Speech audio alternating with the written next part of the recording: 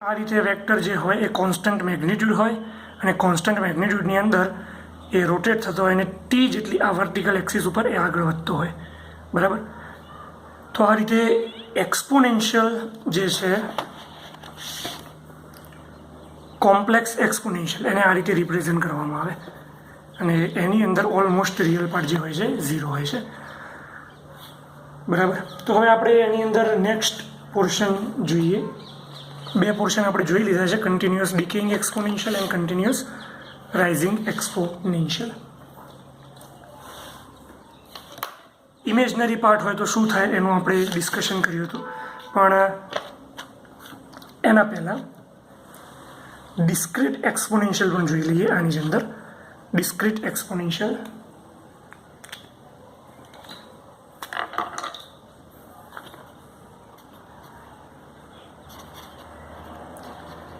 discrete time exponential. તો discrete time exponential નો formula same continuous ટાઈમના જેવું જ છે. x of n is equals to sum a to the n. કોઈ a constant લઈ લઈએ અને અહીંયા n. ત્યાં શું હતું? ફિક્સ વેલ્યુ e હતી, e to the t. અહીંયા એક્સપોનેન્શિયલમાં આપણે a લઈશું, બરાબર. તો એના બે કેસ બનશે, રાઇઝિંગ એક્સપોનેન્શિયલ અને ડિકેઇંગ એક્સપોનેન્શિયલ. તો એક કેસ અહીંયા અને એક કેસ અહીંયા લખું છું. અહીંયા લખું છું rising dt discrete time exponential અને અહીંયા ડિકેઇંગ ડિસ્ક્રીટ ટાઈમ એક્સપોનેન્શિયલ. તો રાઇઝિંગ એક્સપોનેન્શિયલની જ્યારે વાત કરીએ તો એની અંદર કેસની અંદર કન્ડિશન શું બનશે કે એ મસ્ટ બી ગ્રેટર દેન 1 અને ડિકેઇંગ હોય તો એમાં એ મસ્ટ બી લેસ દેન 1. આવું થવું જોઈએ, કારણ કે એની વેલ્યુ એક કરતાં વધારે હોય તો જ એની કિંમત વધતી જશે. તો એને આપણે અહીંયા ગ્રાફ ઉપર પ્લોટ કરી જોઈએ. અહીંયા n અને અહીંયા x of n. તો એને હું પ્લોટ કરું અહીંયા.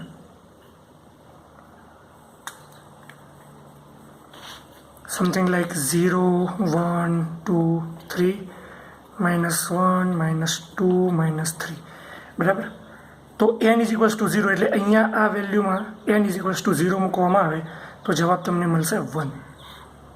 આ 1 છે માની લઈએ, બરાબર. અને એના પછી 1 વેલ્યુ મૂકવામાં આવે તો અત્યારે હાલ પૂરતું આપણે એવું ધારી લઈએ કે x of n ની જે વેલ્યુ છે એમાં આપણે a ની વેલ્યુ તરીકે 3 લીધા છે, બરાબર. તો 3:1 એટલે તમને અહીંયા 3 મળશે, સમથિંગ લાઈક ધીસ. 0.3 2 તો 3:2 એટલે તમને 9 મળશે.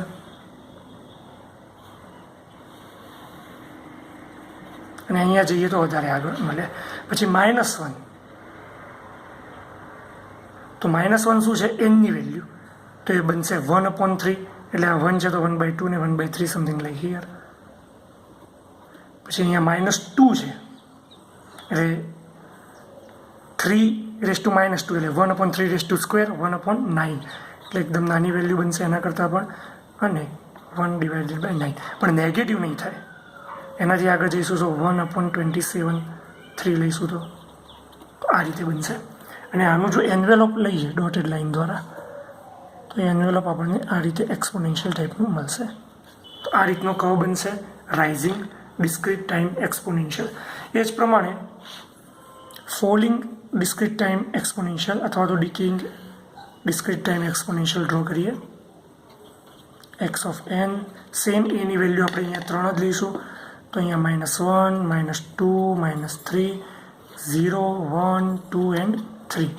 તો 0 ઉપર હવે અહીંયા ઇક્વેશન અહીંયા આ રીતનું બનશે કે x of n is equals two 1/3 n. કારણ કે એની વેલ્યુ આપણે 1 કરતાં ઓછી લઈએ છીએ તો એની વેલ્યુ જ્યાં 3 લીધી છે ત્યાં હવે એની વેલ્યુ 1/3 લઈએ છીએ.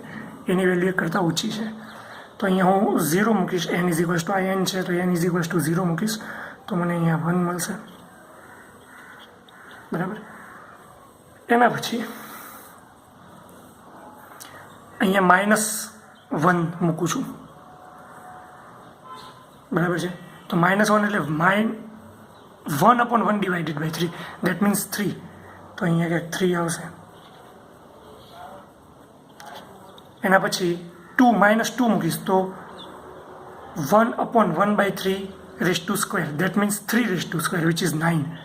It will be very high but I am drawing here for the sake of simplicity.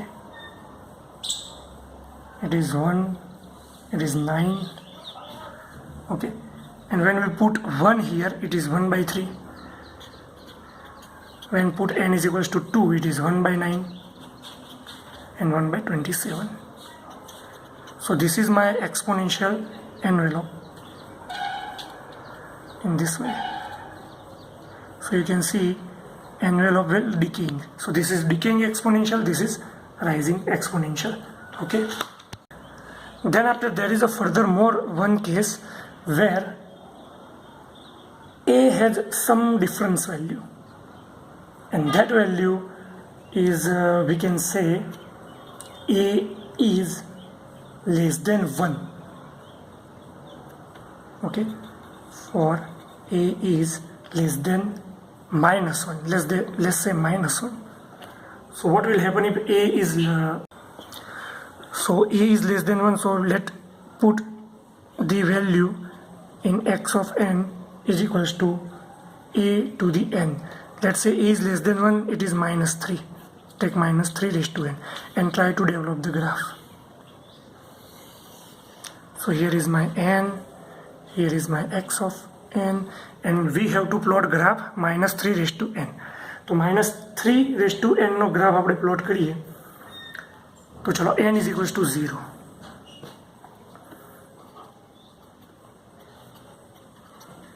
-1, -2, -3, 0. કોઈ પણ રકમની 0 ઘાત એટલે 1 થશે તો આપણને અહીંયા 1 મળશે. બરાબર. એના પછી 1 મૂકી દઈએ તો -3 મળશે એટલે વેલ્યુ નીચે જશે. હવે તો અહીંયા સુધી ધીસ ઇઝ -3. 2 મૂકી દઈએ તો -3 સ્ક્વેર એટલે 9 થશે વેલ્યુ, એટલે ઘણી ઉપર જશે વેલ્યુ, પણ હું અહીંયા એને આ રીતે પ્લોટ કરું છું 9. અને 3 મૂકી દઈએ તો -27 જશે. 3ની નેગેટિવ 3 ઘાત -3ની નેગેટિવ -3 ઘાત તો -27 જશે. -27. ઓકે. એ જ પ્રમાણે -1 તો અહીંયા -1 મૂકીએ તો એની વેલ્યુ બનશે -1/3. એના પછી એની વેલ્યુ આપણે 2 મૂકી -2 મૂકી દઈએ n ઇઝ ઇક્વલ્સ ટુ -2 તો it is -3 raised to -2. That means 1/-3 raised to 2. That means 1/9, and it is positive. Then you put -3, then you will get -1/27. Okay. And now I want to draw the curve. Then the curve will be two-sided exponential curve. એક ઉપર positive value માટે એક અલગ curve, બરાબર છે, અને એક નીચે પણ એક્સપોનેન્શિયલ કર્વ આ રીતે. તો આ ડબલ સાઇડ એક્સપોનેન્શિયલ કર્વ મળે છે. તો આને કહેવાય double side growing exponential signal. Double sided growing, grow થાય છે, બરાબર, બંને બાજુ growing discrete time exponential signal. એ જ પ્રમાણે જો એની વેલ્યુ નવો કેસ લઈએ, એ જ પ્રમાણે જો ફોર એની વેલ્યુ -1થી ઓછી કરી છે તો હવે -1 થી 0ની વચ્ચે લઈએ. આપણે બધા કેસ કન્સિડર કરી લીધા. જુઓ, એની વેલ્યુ ગ્રેટર દેન 1, એની વેલ્યુ લેસ દેન 1, પણ અહીંયા લખું છું 0 લેસ દેન એ લેસ દેન 1, એટલે 0 થી 1ની વચ્ચે. એટલે આપણે ઓવરઓલ આટલી વેલ્યુ લઈ લીધી છે. અહીંયા એની વેલ્યુ, અહીંયા એ લખું તો એની value 0, 1, -1, negative infinity and positive infinity, બરાબર. એટલે એક આ પોર્શન બને, એક આ પોર્શન બને 1 થી ઇન્ફિનિટ, એક આ પોર્શન બને 3 અને એક -1 થી નેગેટિવ ઇન્ફિનિટી આ પોર્શન બને. 4 પોર્શન બને 0 થી 1, 1 થી ઇન્ફિનિટી, 0 થી -1, -1 થી માઇનસ ઇન્ફિનિટી, એવા 4 પોર્શન બને. એમાં હવે આપણે ચોથો પોર્શન કેલ્ક્યુલેટ કરવાનો છે. તો ફોર્થ પોર્શનની અંદર આપણે એની વેલ્યુ -1 થી 0 વચ્ચે લઈશું. તો ઇક્વેશન કેવું બનશે પહેલાં એ લખી દઉં. 0 થી -1ની વચ્ચે એટલે -1/3 લઈ શકો. આપણે 3ને જ કન્સિડર કરીને ચાલીએ છીએ એટલે આપણને એક ફોર્માલિટી રહે બધા કેસ ચેક કરવામાં. એન x ઓફ n તો છે જ ઉપર, બરાબર. જુદા જુદા કેસ લઈએ. 0, 1, 2, 3, -1, -2, -3. તો ઇઝી જ છે. 0 વેલ્યુ મૂકી દઈએ તો શું બનશે? 1. એટલે અહીંયા બની ગયું 1. એના પછી 1 મૂકી દઈશું તો -1/3, -1/3. 2 મૂકી દઈશું તો પોઝિટિવ 1/9. અને પછી તો -1/27 બનશે. આના કરતાં ઓફકોર્સ નાનું હશે, અહીંયા મેં સ્કેલ પ્રમાણે નથી ડ્રો કર્યું. હવે અહીંયા -1 મૂકી દઈએ તો -1 તો માઇનસ એન્ડ પોઝિટિવ, સોરી -1 મૂકીશું તો 1/-1/3 અને 3 ઉપર જશે એટલે -3. -2 મૂકી દઈશું તો +9. અને પછી -3 મૂકીશું તો -1/27. -27 નોટ 1/27 બટ -27. અને એમને આપણે એમનું એન્વેલોપ ડ્રો કરીએ તો આપણને આ રીતે મળશે. અને અહીંયા એન્વેલોપ ડ્રો કરીએ આ રીતે મળશે. આ 1 હતું, આ 1/9 હતું. તો આ જે કર્વ બન્યો એ કર્વને કહેવામાં આવે double sided decaying exponential curve. Double sided ડિકેઇંગ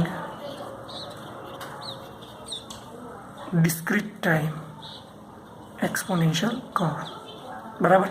તો આ રીતે આપણે ડબલ સાઇડેડ કર્વને હેન્ડલ કરી શકીએ. તો હવે આપણે જે જોઈશું એ જોઈશું જનરલ ફોર્મ. લાસ્ટ ફોર્મ છે જનરલ એક્સપોનેન્શિયલ ફોર્મ. એની અંદર જે ઇક્વેશન આપણું મેઇન હતું x ઓફ t, ડિસ્ક્રીટમાં નહીં જોઈએ કારણ કે ડિસ્ક્રીટનું એ થઈ ગયું છે. c e⁴t. આમાં આલ્ફામાં જે આપણે ઇમેજનરી ભાગ લીધો હતો એના બદલે આપણે c ને એઝ ઇટ ઇઝ રાખીશું, જસ્ટ સમ મેગ્નિટ્યુડ, અને e⁴ આલ્ફાની અંદર આપણે મૂકીએ છીએ કોમ્પ્લેક્સ નંબર r + j⍵0. તો આને હું એક્સપાન્ડ કરું તો મને x ઓફ t સિગ્નલ આવું મળશે. મેગ્નિટ્યુડ ઓફ c e⁴t, બરાબર, plus e⁴t plus magnitude of c e⁴j⍵0t. આ રીતે. ઓકે, સોરી, અહીંયા આના પહેલાં એક જે c છે એ c ને પણ આપણે કોમ્પ્લેક્સ લઈએ અને r ને પણ કોમ્પ્લેક્સ લઈએ. So here c and r both complex. But representation કેવી રીતે કરીએ? c will be represented as polar form. Polar form તમને ખ્યાલ હશે કેવી રીતે હોય. પોલર ફોર્મ એટલે something magnitude and angle theta, just like 3 ∠45 degree. આ પોલર ફોર્મ કહેવાય. આનું રેક્ટેન્ગ્યુલર પણ બને. તો અને આલ્ફા જે છે એ પણ કોમ્પ્લેક્સ જ છે ક્વોન્ટિટી, પણ એને આપણે કયા ફોર્મમાં રિપ્રેઝન્ટ કરીશું? રેક્ટેન્ગ્યુલર ફોર્મમાં. રેક્ટેન્ગ્યુલર ફોર્મ એટલે રેક્ટેન્ગ્યુલર ફોર્મ કેવું હોય તો a + jb અથવા તો 3 + j8. આ ફોર્મમાંથી આ ફોર્મ આવે. આ સાચી વેલ્યુ નથી, 3 ∠45ની આ વેલ્યુ બને એવું જરૂરી નથી, પણ કહેવાનું મતલબ કે આ પોલર ફોર્મ છે ને આ રેક્ટેન્ગ્યુલર ફોર્મ છે અને આ બંને કોમ્પ્લેક્સ છે. આ કોમ્પ્લેક્સને રિપ્રેઝેન્ટ કરવાની રીત છે.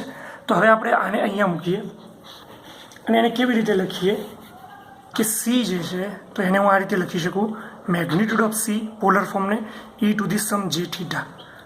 એટલે આ 3 અહીંયા આવી ગયા, 45 ડિગ્રી અહીંયા આવી ગયા. આ રીતે પણ રિપ્રેઝેન્ટ કરાવે કોમ્પ્લેક્સ એક્સપોનેન્શિયલ. અને આલ્ફા જે છે એને આપણે આ રીતે રિપ્રેઝેન્ટ કરીએ, r પ્લસ j⍵0. અને હવે આ ઇક્વેશન આપણે આ વેલ્યુનો યુઝ કરીને બનાવીએ, x ઓફ t c. તો સીના જગ્યાએ magnitude of C e⁻⁷ into e⁻α, આલ્ફાનો ઉપર r પ્લસ j⍵0 અને t તો હતું જ, બરાબર. તો અહીંયા શું લખી શકાય, મેગ્નિટ્યુડ ઓફ સી, ઓકે, જે વાળા પદ એક બાજુ લઈ લઈએ અને કોન્સ્ટન્ટ રિયલ પાર્ટ હોય એમને એક બાજુ લઈ લઈએ. તો અહીંયા e⁻RT છે, એને હું એક બાજુ લઈ લઉં, e⁻RT, અને e⁻J, તો અહીંયા શું વધશે, થીટા પ્લસ ω0t. તો આ થીટા થઈ ગયું અને અહીંયાથી ω0t થઈ ગયો. જોઈ લો, e⁻J⁻θ આવી ગયો, e⁻J⁻θ into e⁻J⍵t plus RT. એમાંથી t કોમન કાઢી લઈએ તો e⁻J⍵0 plus t, e⁻J⍵0 plus r, t common કાઢી લઈએ તો. એટલે આ સેમ ફોર્મ જ છે. એમાં આપણે જસ્ટ રિયલ પાવર અલગ કરી દીધી ને ઇમેજનરી પાવર અલગ કરી દીધી, બરાબર. હવે આપણે એને એક્સપાન્ડ કરીએ ઓઇલર ફોર્મ્યુલાની અંદર. તો ઓઇલર ફોર્મ્યુલા કેવું બનશે આનું, સી, જોજો, e⁻RT, આનું ઓઇલર ફોર્મ્યુલા બને cos theta plus cos theta plus ω0t. આટલો એંગલ બ્રેકેટમાં જે છે એ મૂકી દીધો મેં અહીંયા, e⁻RT cos theta plus ω0t. એના પછી જે કરીને આ તો ખરું જ ગુણાકારમાં છે, એટલે સી e⁻RT અને એના પછી સાઇન થીટા પ્લસ ω0t, બરાબર. ઓઇલર એક્સપાન્શન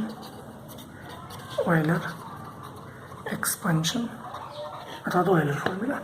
તો આ જે ફોર્મ્યુલા હવે બન્યું એ ફોર્મ્યુલાની અંદર આ પાર્ટનું વેવફોર્મ ડ્રો ના થાય, આ ઇમેજનરી પાર્ટ છે, તમારે આટલાનું ડ્રો કરવું પડે. તો કોનું ફંક્શન છે, ટી. તો એક e⁻RT છે અને એક cos થીટા પ્લસ ω t છે. એટલે cos અને એક્સપોનેન્શિયલનો ગુણાકાર. એટલે રિકોલ કરો, cos અને એક્સપોનેન્શિયલનો ગુણાકાર શું થાય, e⁻x આ રીતે હોય અને કોસાઇનોસોઇડલ આ રીતે હોય. તો એ બંનેનો જો ગુણાકાર કરવામાં આવે, બરાબર, તો નવું બનતું સિગ્નલ આ રીતનું બને.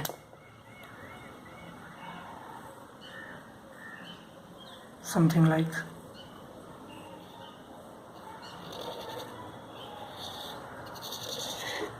this.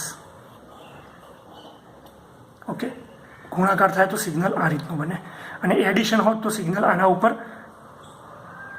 ઓવરલેપ થાત, અને એની પોતાની એક્સિસ ગણી અને સાઇનોસોઇડલ આગળ ચાલે, બરાબર. તો આ થઈ ગયું મલ્ટિપ્લિકેશન, આપણે આ ડિસ્કસ કરેલું છે. e⁻x y = e⁻x into sine x અથવા તો cos x, y = e⁻t cos t, બરાબર. પછી જે આ ફેઝ શિફ્ટ અને મેગ્નિટ્યુડનો ચેન્જ હોય એની અંદર આપણે વેરિએશન કરી શકીએ. તો આપણે એની અંદર બે કેસ લઈશું. એક કેસ એવો છે કે જેમાં r > 0 છે, એટલે અહીંયા આરની વેલ્યુ એક 0 કરતાં વધારે છે, એટલે પોઝિટિવ છે, તો એનો મતલબ પોઝિટિવ એક્સપોનેન્શિયલ છે. તો આપણો ગ્રાફ આવો બનશે.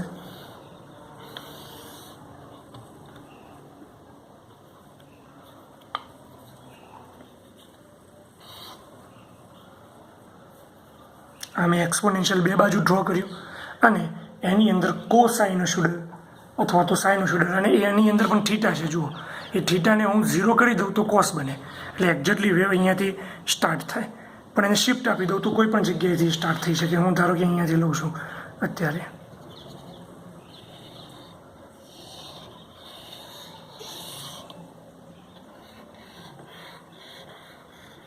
બરાબર. ફ્રીક્વન્સી સેમ છે, જસ્ટ મેગ્નિટ્યુડ કેવી રીતે ચેન્જ થાય છે એક્સપોનેન્શિયલ એન્વેલોપ પ્રમાણે, એક્સપોનેન્શિયલ એન્વેલોપ પ્રમાણે. અને સેમ વે ટીની વેલ્યુ આરની વેલ્યુ 0 કરતાં ઓછી હોય, બરાબર.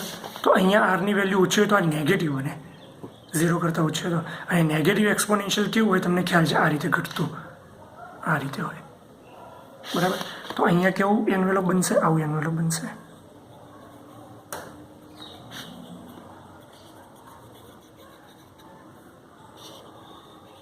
અને એની અંદર sine function, cosine function, sine function કોઈ પણ ડ્રો કરી શકાય. તો એના કરતાં ઓછું હોય તો આ થઈ ગયું રાઇઝિંગ એક્સપોનેન્શિયલ અને આ થઈ ગયું decaying exponential. Rising sinusoidal exponential, decaying sinusoidal exponential signal, બરાબર. તો આ રીતે આ જનરલ ફોર્મ થયું. તો આ રીતે એક કન્ટિન્યુઅસ, તો આ જ ફોર્મનું ડિસ્ક્રીટ ફોર્મ કેવું છે, આ આગળ જે આપણે ડિસ્કસ કરીએ. અને જે ડિસ્ક્રીટ ફોર્મમાં એક્સપોનેન્શિયલ રાઇઝિંગ અને ડિકેઇંગ છે તો એ બંનેનું આ ફોર્મ હતું, બરાબર. તો આવી રીતે આપણે જુદા જુદા ફોર્મ એક્સપોનેન્શિયલના અત્યારે ડિસ્કસ કર્યા, જે બહુ જ ઇમ્પોર્ટન્ટ ડિસ્કશન હતું. તમારે આની પ્રેક્ટિસ કરવી પડશે ડેસ્મોસમાં પણ. ઓકે, લખી દઉં છું અહીંયા, practice in pen paper and Desmos. Pen પેપરથી ઇક્વેશન લખવાનું અને જાતે ડ્રો કરવાની કોશિશ કરવાની, અને પછી ચેક કરવાનું ડેસ્મોસમાં કે આપણે જે અહીંયા ચેક કરીએ છીએ એ કેટલા હદ સુધી સાચું છે. 95% સુધી આપણો રફ સ્કેચ જે ડ્રો કરીએ એ આપણા સિગ્નલને રિઝેમ્બલ થવું જોઈએ. એના પછી એક બીજું ઇમ્પોર્ટન્ટ ફંક્શન છે, એક્સપોનેન્શિયલ ફંક્શન પૂરા થઈ ગયા અહીંયા, બરાબર છે. એક્સપોનેન્શિયલ ફંક્શન આપણે અહીંયા પૂરા કરીએ છીએ, કન્ટિન્યુઅસ ટાઈમ એક્સપોનેન્શિયલ બધા ફંક્શન પૂરા. હવે ફંક્શન ઇમ્પોર્ટન્ટ એક એ છે, એનું નામ છે સિંક ફંક્શન. Sinc function. તો સિંક ફંક્શનનું ફોર્મ્યુલા કેવું છે હું પહેલાં અહીંયા લખી દઉં. એને લખવામાં આવે છે sinc, it will be written as a sinc. એક્સના ટર્મમાં લખું છું, ટીના ટર્મમાં પછી આપણે એને ડિસ્કસ કરીશું. અત્યારે એક્સના ટર્મમાં ડિસ્કસ કરું છું. Sinc function of x is equals to sine. આ સાઇન નથી, આ સિંક છે, પણ એ કેવું હોય તો જુઓ, sine pi x divided by આ બ્રેકેટમાં જે ક્વોન્ટિટી હોય અહીંયા લખી દેવાની.